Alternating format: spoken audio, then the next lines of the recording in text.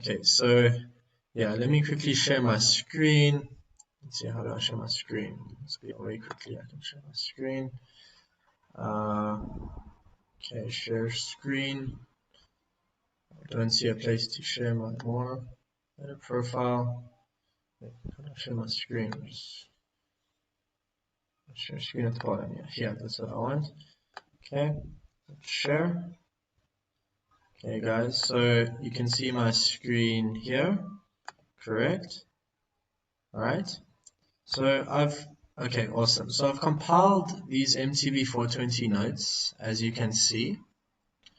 All right, and this is more or less what we're going to be covering in today's class. So we're going to be looking at velocity triangles. A lot of you have requested to look at velocity triangles.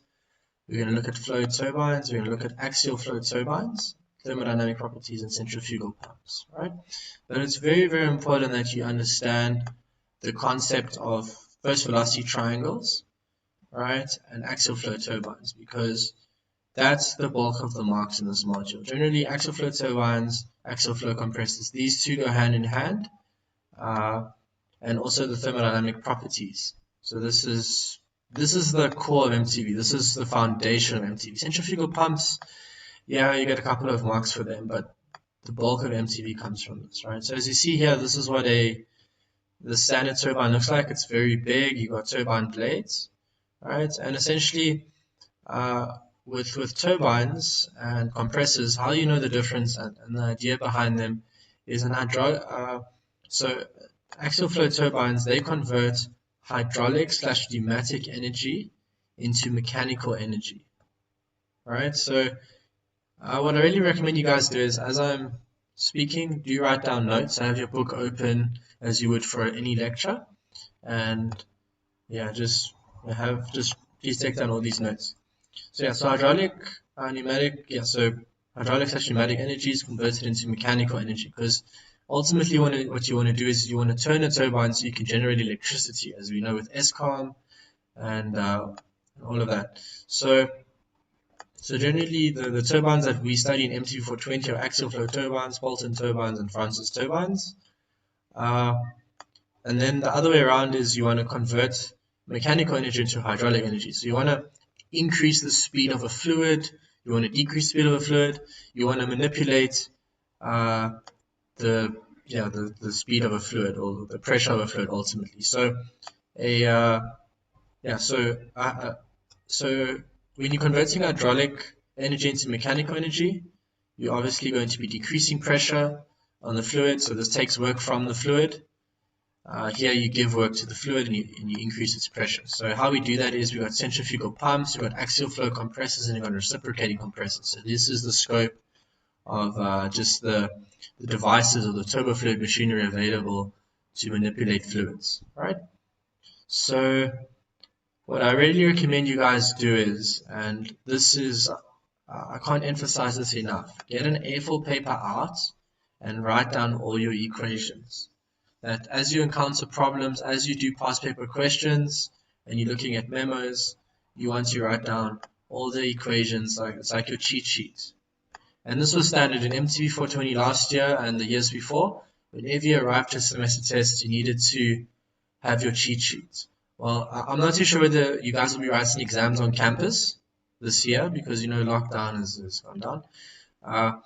So if that is the case, let's just admit this. Yeah. So if that is the case, then you're going to need your cheat sheet for exams, and even when you're writing your semester test or online test, however it works now, it's a great reference to have all your equations in one place that you can look at them. Okay. Where you get your problems from, or first, as I emphasized, you need to practice lots of questions. What are available for you? There's lecture notes, there's past assignments, which are quite good, right? There's past assignment questions, which are very good, and that's available for you on the drive. Semester test 1, semester test 2, exit tests are an amazing source of questions, because generally, as a rule of thumb, with Dr. Kazi, he makes SIG tests very hard because he doesn't want, some students cheat the system. and he makes them extremely difficult. And this applies for SIC tests, SIC exams. The SIC exam is not the same as the sub. So if you can get your hands on SIC exams as well, or sub/SIC exams, or I think it's actually a different thing, SIC exams, you have access to really good papers, right?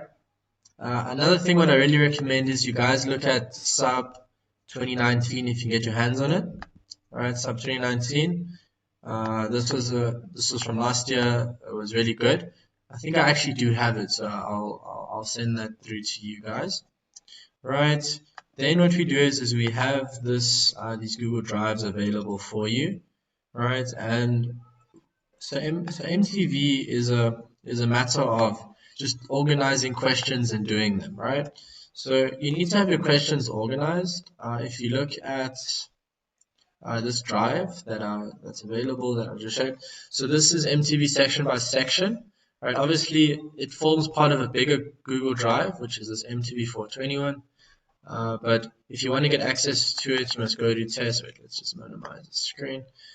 So you must go to MTV section by section, and this is all the questions organized for you. It's very well done. So I go to axial flow turbines, and I can see axial flow turbine questions. There should be more, and I'll add those for you. Axial flow compressor questions, right, there's a lot of those.